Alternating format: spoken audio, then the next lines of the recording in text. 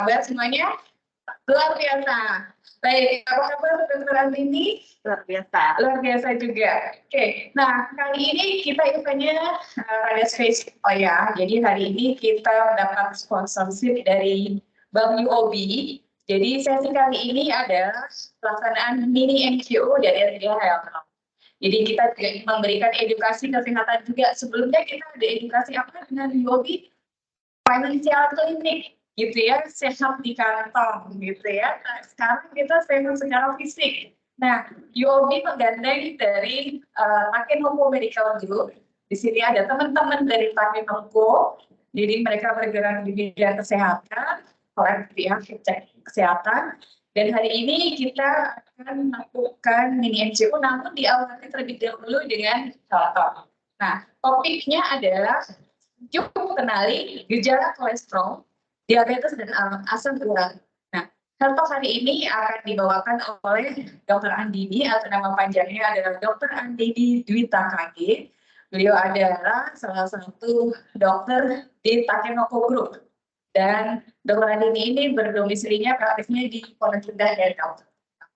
Nah, tanpa berlama-lama, boleh di next, ayo. Oke. Sebelum kita mulai, next. Oke, ini adalah background dari Dr. Andini, nanti bisa saya share juga. Kemudian next. Oke, next. Nah, saya ingin perkenalkan juga next untuk sosial media kita. Jadi jangan lupa siapa yang belum follow, belum subscribe, silakan untuk segera follow dan subscribe, juga teman-teman yang ada di online ya. Dan kami juga mengajak semua rekan-rekan, jika ada people activity segala macam, boleh kontak ke recruitment@sohoglobalhealth.com. Nanti kami akan hubungi dari Bapak Ibu semuanya, baik yang di cabang juga rekan-rekan di pusat, untuk nanti di-post di sosial media kita. Nah, saya juga ingin perkenalkan lagi, nggak bosan ya, saya akan untuk HR official WhatsApp kami. Nomornya silahkan dicatat. Dan tentunya rekan-rekan sudah tergabung ya di WhatsApp grup kami. Jadi kalau belum, nggak apa-apa, boleh dijapri aja ke nomor ini. 0812-1297-5289. Nah, nanti kami akan banyak sekali informasi-informasi terkait perusahaan, juga informasi-informasi terkait HR. Termasuk salah satunya sesi kali ini kami juga ada yang bahas di WhatsApp account. Oke, tanpa berlama-lama, namun sebelum kita mulai, saya mau foto dulu untuk rekan-rekan yang ada di virtual, boleh di-open kameranya dahulu, silakan. Jadi kita akan foto, sementara nanti yang di sini mau fotonya sekarang atau nanti? Sekarang nggak boleh. Oke, yang ada di virtual boleh di-open kameranya, jadi nanti kami akan foto dulu ya. Karena ini ada yang di-open dari luar Jakarta. Ayo. Pada mau ya? Gimana? Apa yang di sini aja di foto nanti ya? Nanti kita pas sesi MCO kita foto ya. Baik. Oke, malu nih, bener nih. Baik, silakan nanti di-tag fotonya.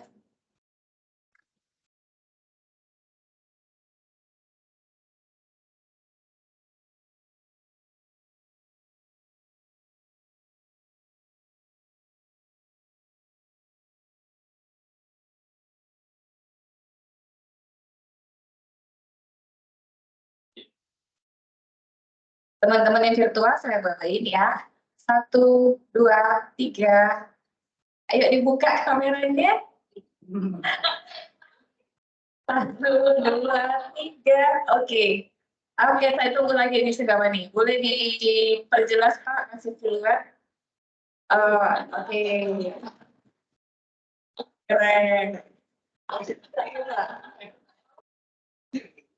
Oke, kita tunggu Putri. Boleh ajak teman-teman yang lain, boleh open kameranya.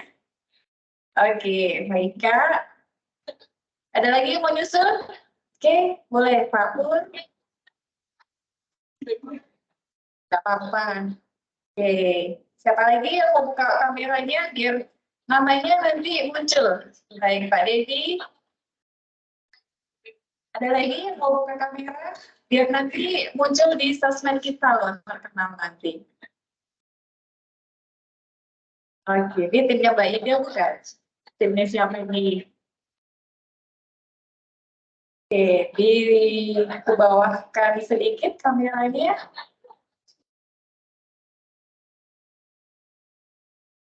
Kita tunggu ya, nggak apa-apa ya teman-teman ya. Kita datang ke sana juga. Oke, sudah siapkah kameranya di channel itu? Logistik, Bandung Logistik. Kameranya iya, iya, iya. Oke. Oke ya, saya aba-aba. 1, 2, 3. Dari capture, Mbak Yu. Sebentar ya, tahan dulu senyumnya. Asik. 1, 2, 3. Baik, thank you buat teman-teman yang di virtual. Ya, tanpa berlama-lama, saya persilahkan Dr. Andini untuk memulai webinar kali ini. Silakan rapatnya. Terima kasih Bu Rere atas kesempatannya. Assalamualaikum warahmatullahi wabarakatuh. Salam sejahtera untuk kita semua. Shalom Swastiastu. Pada pagi hari ini, izinkan saya Dr. Dini, perwakilan dari Takenovo Klinik Pondok Indah, mau berbagi sedikit informasi secara singkat untuk kita kenali sama-sama gejala awal dari asam urat, kolesterol, dan diabetes mellitus atau sakit gula.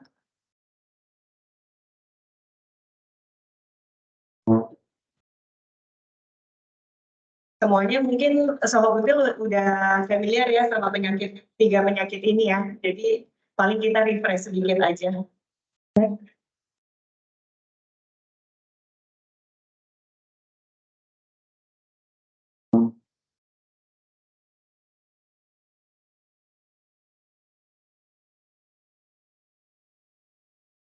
Pertama kita bahas dari kolesterol dulu. Jadi sebenarnya apa sih kolesterol itu?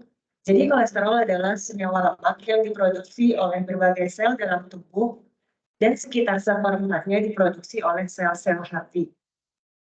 Untuk penyakit kolesterol ini nggak ada gejala yang signifikan. Jadi kita nggak bisa tahu kadar kolesterol kita ini tinggi apa enggak kalau kita nggak ngecek. Karena gejalanya tuh paling pada beberapa orang ada yang suka kayak pegal di daerah pundak atau di kaki dan dada, kan itu juga bisa karena aktivitas juga bisa gitu. Terus penyebabnya apa? Penyebabnya itu terutama kebiasaan mengkonsumsi makanan yang tidak sehat, yang memiliki kadar lemak jenuh yang tinggi, kayak kuning telur, mentega, keju, santan, gitu. Terus kurangnya berolahraga, kebiasaan merokok, terlalu banyak mengkonsumsi minuman beralkohol, obesitas, dan memiliki penyakit tertentu seperti diabetes atau hipertensi, dan seiring bertambahnya usia. Untuk nilai normalnya sendiri, biasanya kolesterol itu ada beberapa macam ya. Ada kolesterol total, kolesterol LDL, HDL, trigliserida. Jadi kolesterol total itu jumlah keseluruhannya. Gitu. Kalau kolesterol LDL itu yang disebut kolesterol jahat. Gitu. Untuk kolesterol HDL itu yang disebut kolesterol baik, dan trigliserida. Ini untuk nilai normal sendiri biasanya bermacam-macam ya, tergantung dari alat yang digunakan atau fasilitas kesehatan, makanya beda-beda gitu. Cuman kurang lebih seginilah.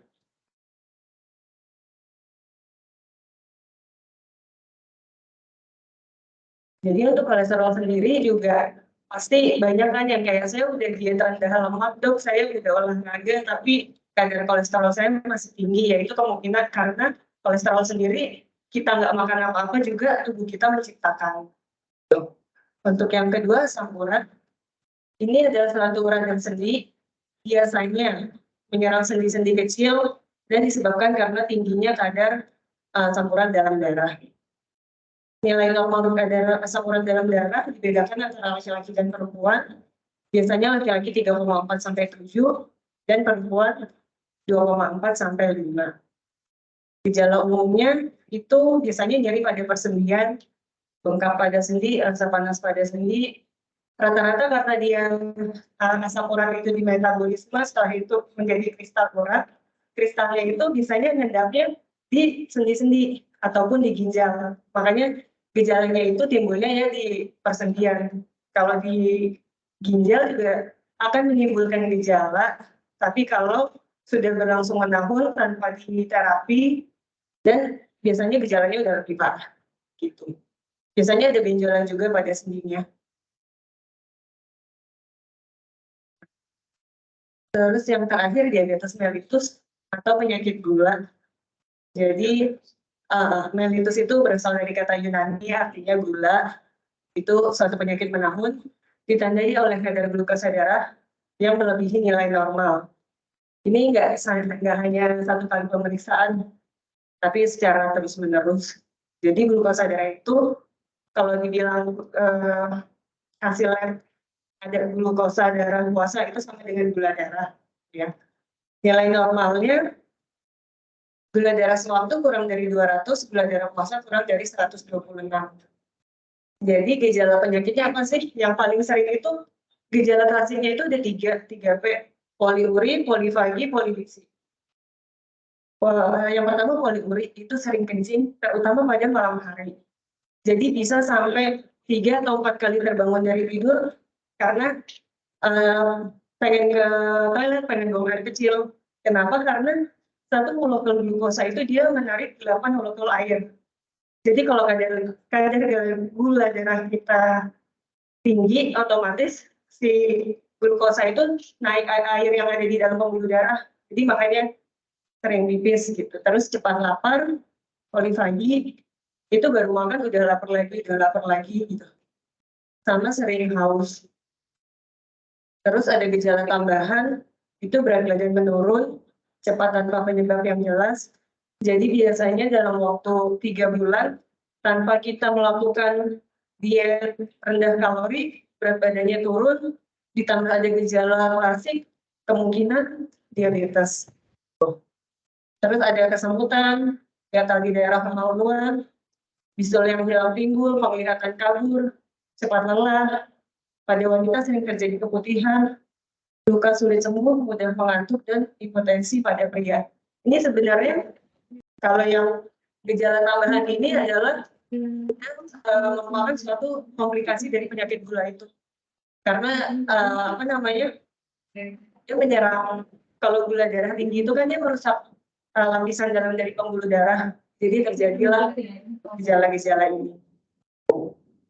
Terus untuk diabetes mellitus sendiri, faktor resikonya itu keturunan juga ada. Jadi apabila kita punya orang tua kakek atau nenek yang punya sakit gula, kita beresiko lebih tinggi untuk terkena penyakit gula dibandingkan yang tidak ada keturunan penyakit gula. Tapi belum tentu kita akan menderita penyakit gula karena tergantung dari lifestyle kita sendiri. Gitu.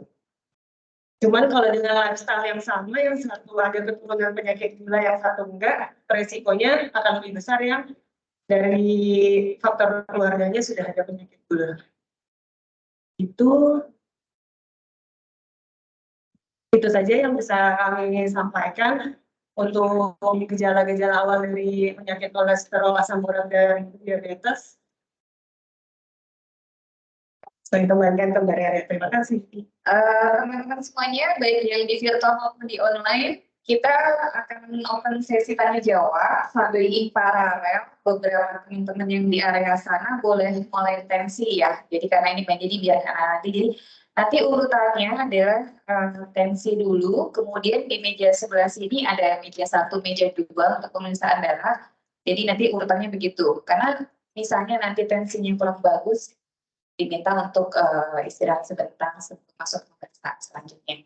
Oke, nah saya lanjutkan dengan health talk ini.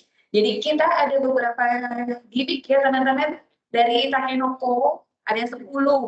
Jadi teman-teman yang di virtual saya lihat, oke. Nah, silakan bertanya seputar kesehatan hari ini terkait kolesterol, diabetes, kemudian asam urat. mumpung ada dokternya. Meskipun nanti teman-teman bisa ya konsultasi langsung ke dokter Andini bisa. Silakan kita sesi tanya jawab sambil di belakang kalau ada yang intensi boleh ya. Silakan Pak Dede.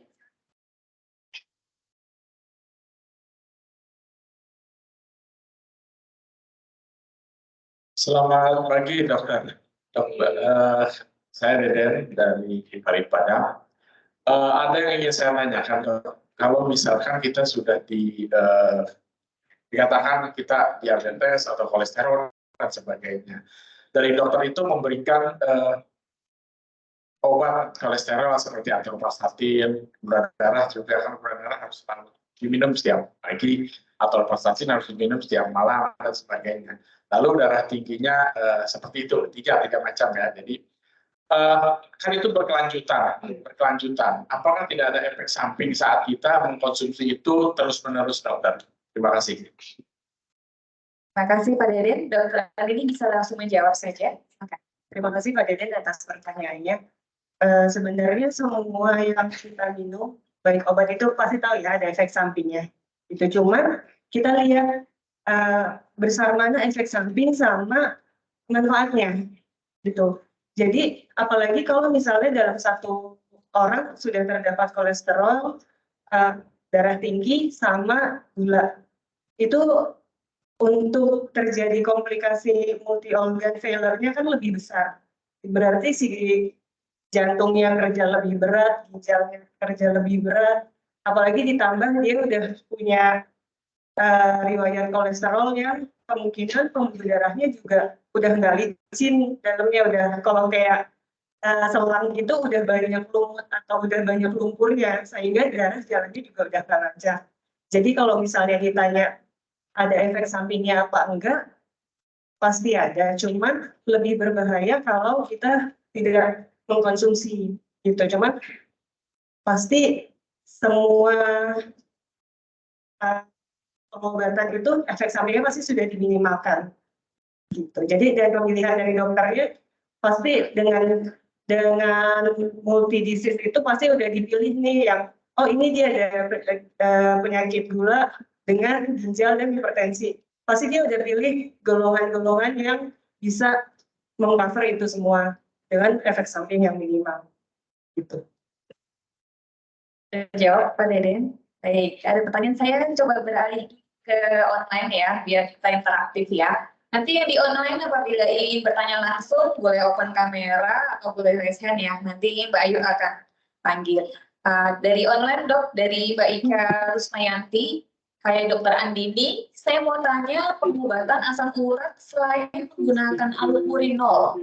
Apakah ada yang lain dok selain allopurinol? Misalnya, oh ini seperti terapi air atau makanan lain yang lebih aman, yang tidak merusak ginjal maksudnya, karena kan asam urat sendiri kristalnya juga sudah bisa mengendap di ginjal. Itu contoh yang pertama. Kemudian bagaimana baiknya untuk cek fungsi ginjal? Apakah per 3 bulan sekali atau bagaimana? Dan apa yang penting harus dicek saat cek? Jadi mungkin biar pasti ya dok, dia udah punya riwayat, yang dicek apa? Itu aja dok, ada 2 pertanyaan, silakan. Terima kasih Ibu Rusmayanti atas pertanyaannya. Jadi untuk pengobatan asam urat selain menggunakan allopurinol itu ada golongan obat lain yang infonya lebih aman untuk pada yang tidak di metabolisme di ginjal. Kalau golongan allopurinol itu kan metabolismenya di ginjal ya, di eliminasinya. Kalau ada mungkin ada satu obat lagi yang tidak di metabolisme di ginjal. Untuk terapi air atau makanan lain sebenarnya semua pengobatan itu yang kita minum tidak ada gunanya ya kalau kita tidak merubah lifestyle kita. Karena misalnya kadar asam urat kita udah 7, kita minum obat jadi 6, tapi kalau yang dimakan tetap nggak diet rendah urin atau sayuran yang hijau, kacang-kacangan, daging merah, itu pasti ya nggak ada gunanya gitu. Jadi ya sama aja ya yang masuk dengan yang keluar gitu. Untuk cek fungsi ginjal biasanya 3 bulan sekali tidak apa-apa. Jadi kalau ginjal itu kita nilai 2, fungsi dan anatominya. Jadi namanya kerusakan ginjal itu bisa secara fungsi, bisa secara anatomi. Kalau secara fungsi yang diperiksa itu melalui darah, yaitu ureum, kreatinin, asam urat. Kalau secara anatomi itu biasanya ya melalui USG gitu. Dilihat dari ultrasal apakah anatominya bagus, ada banyu atau enggak. Nanti biasanya pertama 3 bulan, nanti setelah dari hasil pemeriksaan USG atau labnya, nanti dokternya pasti punya pertimbangan lain nih. Oh ini dengan lifestyle, dengan obat segini, ini oke. Biasanya bisa dimundur-mundurin per 6 bulan. Demikian, semoga menjawab. Sudah terjawab, Mbak Ika? Atau ada yang mau ditanyakan langsung, Mbak Ika boleh open kameranya, bertanya langsung pada Dokter Andini. Saya berikan kesempatan. Halo dok, Halo, ya. dok yang tadi obat yang selain allopurinol itu yang dokter bilang metabolismenya nggak di ginjal, Ya. itu ada apa ya dok? Golongannya. Iya obatnya maksudnya. Isinya sih febucostat gitu. Kayaknya di sini di Indonesia ada 2 kalau nggak salah. Satu original, satu enggak. Saya juga lupa. Namanya febucostat, dia lebih aman. Jadi biasanya kan kalau pakai apa namanya pasien-pasien asam urat ini si ginjalnya meningkat ya. Jadi kalau allopurinolnya juga kita harus nge-adjust dosisnya. Cuman kemarin ada yang golongan baru itu febucostat. Jadi itu nggak perlu ini sih infonya nggak ngelihat fungsi ginjalnya. Tapi mereka onsite. Eliminasinya di hepar, Baca di hati. Oh, ya dok. Oke dok. Thank you dok. Mbak Ika? kolesterol di Iya asam sudah. urat. Saya kemarin kan Thank you cek ya. itu kolesterol asam urat juga itu. Hasilnya udah ada, saya pagi-pagi cek ambil darah. Oke, kita lanjut ya Konsultasi. ke penanya di sini. Asam urat aja tinggi, asam urat agak tinggi sama Jadi- kolesterol. Jadi perlu terapi obat, Pak. Selamat pagi Bu Dokter, saya dengan Eva Yunita dari PT Paris Padang. Dok, saya mau nanya dok, tadi kan saya lihat ada kayak gejala dari situ ya, dari sini sampai ke sini. Nah itu apa bedanya dengan pengapuran dok? Kayaknya sakitnya kalau saya lihat itu sama. Terus apakah ada hubungannya atau ada perbedaannya?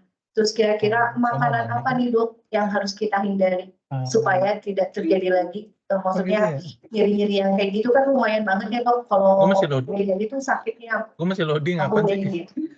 Itu aja sih dok. Makasih banyak. Telur white coffee. Oh, Jadi kalau perbedaannya bulan sama white, asam urat white, terjadinya kalau kesamanya dulu ya white terjadinya sama-sama di seluruh. tua, Tapi kalau pengapuran itu biasanya white coffee. disebabkan karena faktor usia. Jadi di antara sendi itu kan ada cairannya kan. Biasanya kalau misalnya udah usianya udah lebih tua gitu pasti bonusnya banyak. Mungkin cairan sendinya berkurang, jadi antar sendi bergeser terjadinya radang. Itu persamaannya sama-sama radang sih, cuman kalau yang asam urat disebabkan karena kristal urat, kalau yang pengapuran karena faktor usia. Jadi kalau dibedakan secara gejala klinis sih paling kita cuma bisa lihat apa namanya dari usia aja ya, gitu. Oh ini usia. Terus biasanya kalau pengapuran itu nggak ada benjolan. Itu kan dia benjolan pada sendi itu karena menumpuknya kristal urat didiemin lama, nggak diterapi, itu dia jadi menumpuk menjadi topus yang keras, jadi benjolan keras gitu. Itu kalau kita lihat secara fisik, oh ini lebih tua tapi nggak ada topusnya, oh kemungkinan ini pengapuran gitu. Tapi kalau untuk secara pastinya harus mau nggak mau sih harus cek lagi gitu. Jadi kalau misalnya mau tahu asam urat tinggi apa enggak ya cek lab untuk, dan biasanya sebenarnya lebih akurat kalau cek lab yang diambil darahnya dari darah vena dibandingkan yang ujung jari.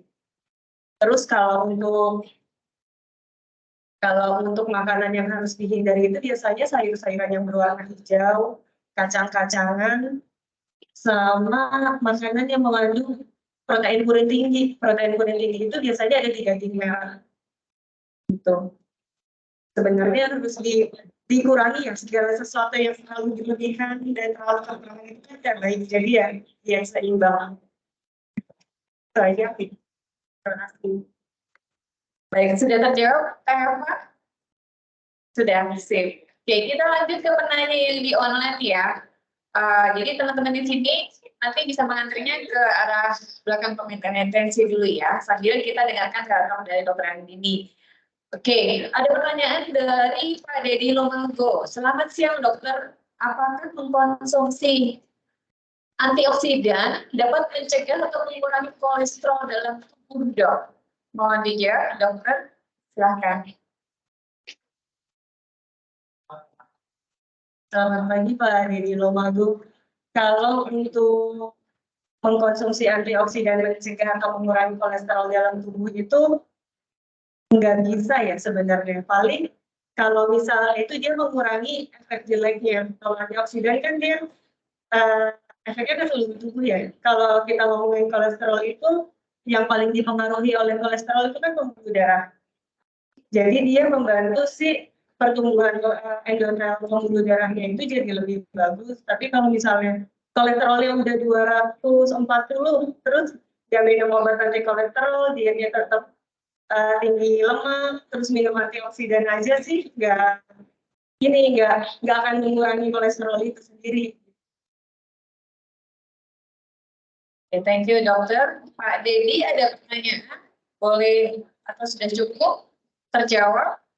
Pak Dedi? Ya, cukup sih Mbak Dede. Oke, Dokter, saya makasih. asumsikan sudah cukup ya. Baik, kita ke penanya di sini. Pak Yayan mau bertanya? Pagi dok, saya Yayan dari PPG. Mengenai kolesterol dok, ada nggak ya aktivitas yang bisa mengurangi kolesterol tanpa minum obat atau apa gitu dok? Ada sih aktivitasnya itu pertama apa namanya olahraga. Olahraganya harus continuous, tapi harus secara kontinu minimal 30 menit selama minimal 5 hari. Itu jalan aja cukup, nggak perlu lari. Biasanya kalau saya yang ngajarin ibu-ibu itu kalau nggak sempat jalan lagi, jalan aja di mall, itu puterin aja tuh 30 menit, tapi jangan berhenti. Putar aja, jangan mampir-mampir ya. Kalau mampir-mampir percuma gitu. Itu tapi apa namanya itu harus dengan diet juga sih gitu. Soalnya kalau misalnya utamanya itu kan dari makanan ya, kalau kolesterol seperti yang tadi udah saya jelaskan, karena kita diem aja nih, tubuh kita ini udah nyiptain kolesterol untuk bahan dasar hormon kolesterol itu. Jadi kalau kolesterolnya terlalu rendah juga nggak bagus, karena hormon-hormon yang ada di dalam tubuh kita itu bahan dasarnya kolesterol gitu. Jadi makanya biasanya kalau misalnya tingginya kolesterolnya 220, biasanya saya 3 bulan olahraga sama makannya diet, biasanya tanpa obat sih bisa gitu. Apa tuh? Berjemur dong. Kalau berjemur kan lebih ke vitamin D ya. Kalau cuma berjemur aja sih membantu sih, tapi nggak akan secara signifikan gitu. Waktu COVID lalu kan ya, itu kan ada info untuk naikin imun ya, itu kan harus berjemur ya, kita kan menghasilkan vitamin D untuk dengan kolesterol, jadi kolesterol menyebabkan katanya ya, maka itu jadi daya tahan tubuh katanya. Nah itu apa benar apa enggak? Jadi bukan kolesterol tapi kolekalsiferol. Vitamin D itu D25OH3 itu kolekalsiferol gitu. Jadi isi kolekalsiferol ini yang jadi daya tahan tubuh gitu. Bukan. Berbeda ya Pak Yayan. Jadi beda kalau itu meningkatkan daya tahan tubuh, kalau ini kan kolesterol yang ditanyakan ya. Baik, thank you Pak Yayan. Dokter, saya izin mendekat. Ada pertanyaan dari, tadi Bu Ika ada pertanyaan lagi dok. Kalau bunion itu apakah ada hubungan dengan asam urat? Tadi ngomong yang asam urat tuh. Kalau bunion itu biasanya dari gesekan sih ya, bukan dari asam urat. Mungkin bentuk-bentuknya hampir sama ya, bunion sama topus mereka. Cuman penyebabnya yang beda. Cuman kalau misalnya topus itu, kalau misalnya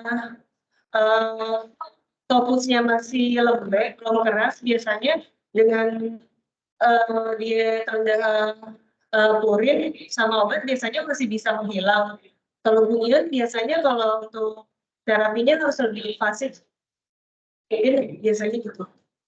Jadi Semoga terjawab ya, baik pertanyaan tambahannya. Berarti nggak ada Oke. hubungannya ya, Dok ya? Ada pertanyaan, baik ya? Sudah cukup ya? Iya, udah cukup.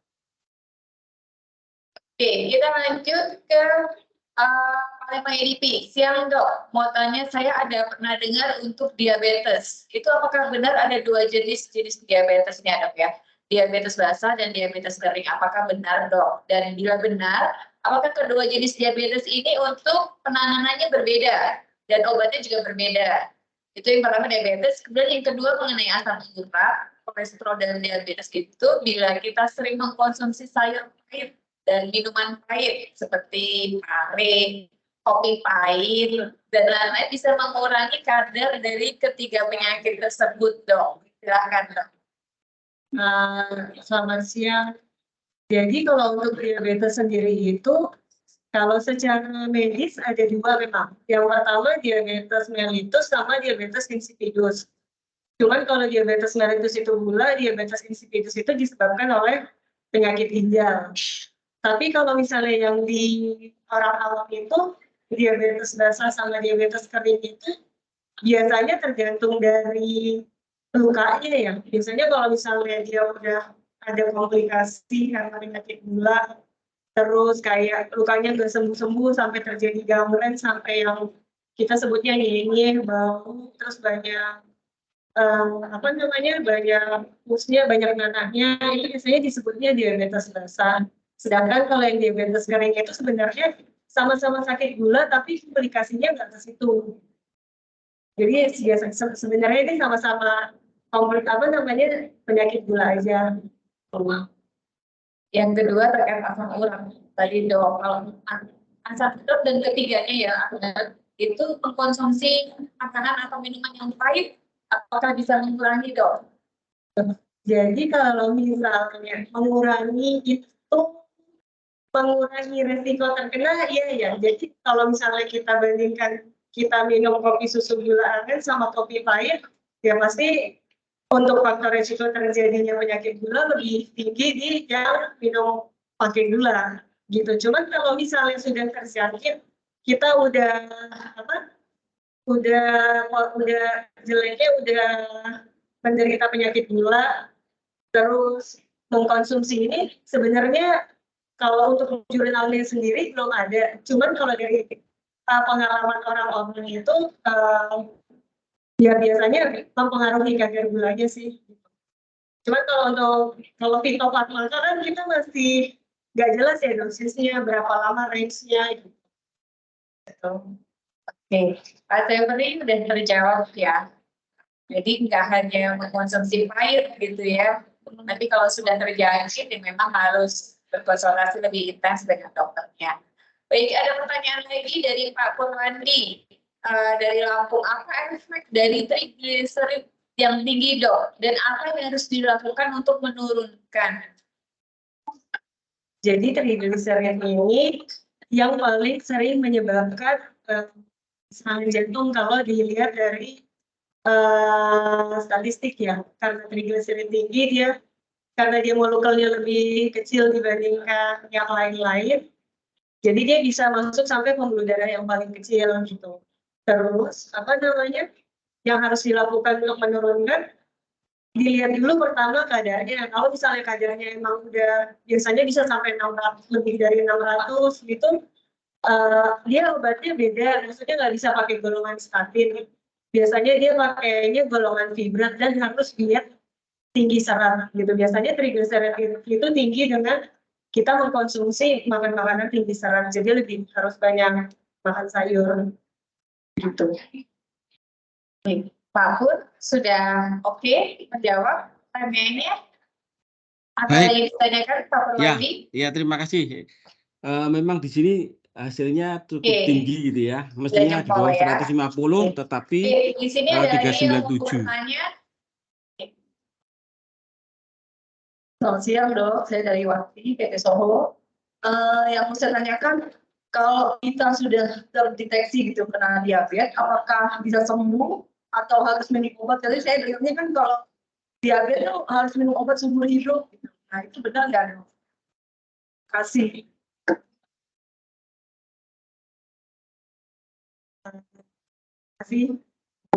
Sebenarnya kalau misalnya kita udah diagnosisnya tegak itu diabetes, secara benar ya maksudnya udah ke dokter, udah ke spesialis penyakit dalam, benar tegak diabetes, itu dia hanya bisa terkontrol. Kalau untuk sembuh biasanya sampai saat ini belum sih gitu. Jadi emang kalau udah terdiagnosis harus minum obat seumur hidup gitu. Karena apa namanya diabetes juga disebutnya mother of disease. Jadi kalau udah kena diabetes dan dia nggak terkontrol, biasanya larinya udah kemana-mana gitu. Jadi seperti saya sharing ya dok, ya mama saya juga sempat terdiagnosa diabetes karena pola makanan, pola gaya hidupnya kan. Jadi sewaktu puasa minumnya gula-gula, jadi 600. Berarti sampai nanti seusianya beliau berarti konsumsi obatnya tadi ya dok untuk menjaga agar dia tidak naik ya, karena bisa jadi pencetus untuk penyakit lainnya. Betul seperti itu ya dok? Ya, betul. Karena apa namanya kebetulan papa saya diabetes, terus minum obat rutin 3 kali sehari tapi nggak mau diet. Nggak mau diet, jadi pertama kena serangan jantung udah kita ingat, pertama matanya dulu. Matanya kita nyebutnya stroke mata, terus udah kita warning kan kayak ini pembuluh darah mata udah kena gitu. Terus akhirnya serangan jantung, terus habis serangan jantung pas hari enakan makanan apa lagi, makan padang, minum teh segala kemasan lah, sampai akhirnya kemarin stroke gitu. Makanya kita bilang diabetes itu mother of disease. Jadi emang kadar gulanya itu harus dijaga, karena makin tinggi kadar gula darah biasanya dia makin ingin minum manis. Betul sekali dok. Jadi semakin cranky untuk haus, tapi hausnya kalau nggak manis nggak enak, nggak seger gitu mulutnya ya. Oke, ya jadi bahaya sekali ya. Jadi semoga kita nggak ke sana. Baik, teman-teman yang di sini, apakah ada yang mau tanya lagi? Saya kasih kesempatan sekali lagi, kemudian kita close untuk health talk ya. Selamat siang dok. Mau tanya dok, kalau misalnya seseorang itu tes HbA1c-nya itu 5,9, itu kan sebenarnya masih pre-diabetes ya dok ya. Kalau misalkan dia apakah bisa menjadi normal kalau orang itu rutin olahraga minimal 150 menit seminggu. Yang kedua, harus tetap minum metformin atau ya cukup pakai gaya hidup sehat itu aja. Terima kasih. Jadi kalau HbA1c itu biasanya kita nggak pakai untuk penegakan diagnosis DM, karena HbA1c itu menilai kadar gula darah kita 3 bulan ke belakang. Biasanya kita menegakkan diagnosis itu dari gula darah sewaktu, gula darah puasa, dan gula darah 2 jam setelah makan. Jadi HbA1c itu biasanya untuk ngelihat apa namanya kita evaluasi terapi yang udah kita berikan selama ini. Kalau 5,9 sebenarnya kalau orangnya disiplin pakai gaya hidup aja bisa. Tapi 5,9 tanpa metformin ya.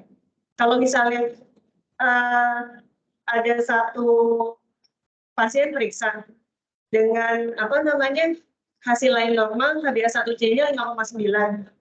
Itu saya pasti cuman edukasi untuk ubah gaya hidup. Tapi kalau misalnya dengan satu pasien lagi sudah rutin konsumsi metformin, berarti 5,9 itu kan dengan obat-obatan itu, gitu, terkontrol dengan obat-obatan. Kalau misalnya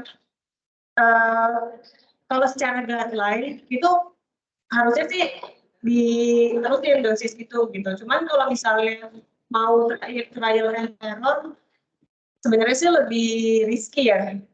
Gitu. Cuman kalau dia disiplin banget sih bisa sih. Gitu. Nah, asal itu ya sebelum minum obat kita lihat dulu gula darah semuanya. Gitu yang gula darah swab itu 2 jam postprandial sama gula darah puasa.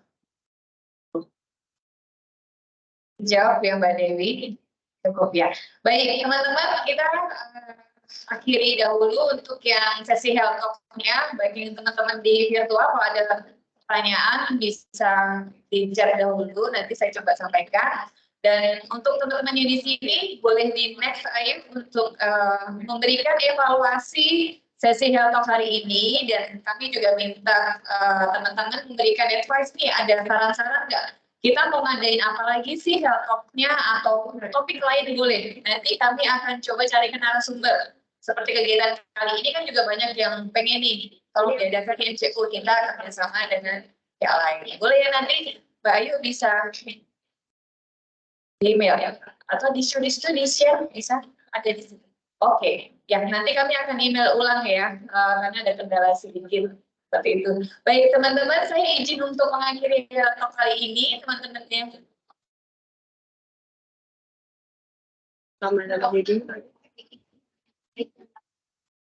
nah, teman-teman kita akan pilih ya dari dokter siapa yang mendapatkan tadi gimmicknya dari dokter.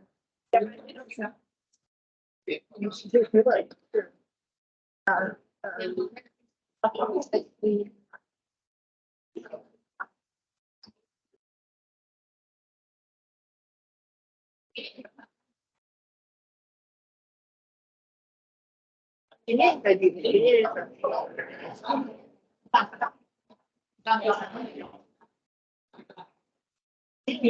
lebih dari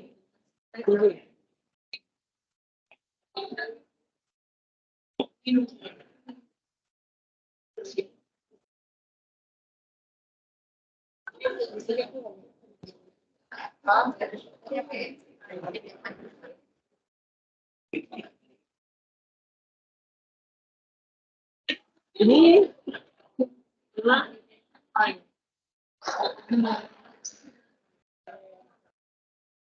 Oke, nanti teman-teman yang mendapatkan ini boleh berfoto bareng ya sama dokter nanti ya. Oke, silakan dok, apa mau saya bacakan? Oke, ini pilihan dari dokter Andini yang mendapatkan ini ada Pak Deden, Mbak Eva, Pak Yayan, Bu Priherawati, Mbak Dewi. Kemudian yang dari online tadi sudah iya, nanti yang dari online juga tadi juga dapat semua Pak Dedi, Pak Eka, sudah dari Palembang tadi kita dapat ya, karena cukup dengan jumlahnya ada 10 ya. Nanti saya akan kirimkan yang untuk di cabang, nanti akan saya kirimkan via post dengan dokumen yang lain ya. Oke, terima kasih rekan-rekan atas kehadirannya pada sesi Health Talk kali ini. Dan terima kasih untuk Dr. Andini yang sudah memberikan health talk. Nanti teman-teman yang di sini boleh juga berkonsultasi ya. Kalau misalnya masih di antrian panjang mau langsung konsul ke Dr. Andini boleh sekali gitu ya. Baik, saya izin undur diri, baik teman-teman di sini di lokasi Rawasumur maupun di online. Saya Rere izin undur diri dan sampai bertemu kembali pada SGH Webinar Series berikutnya. Terima kasih semuanya. Tadi yang dapat gimmick foto dulu kan? Ya. Yang dapat gimmick boleh maju, nanti kita berfoto yang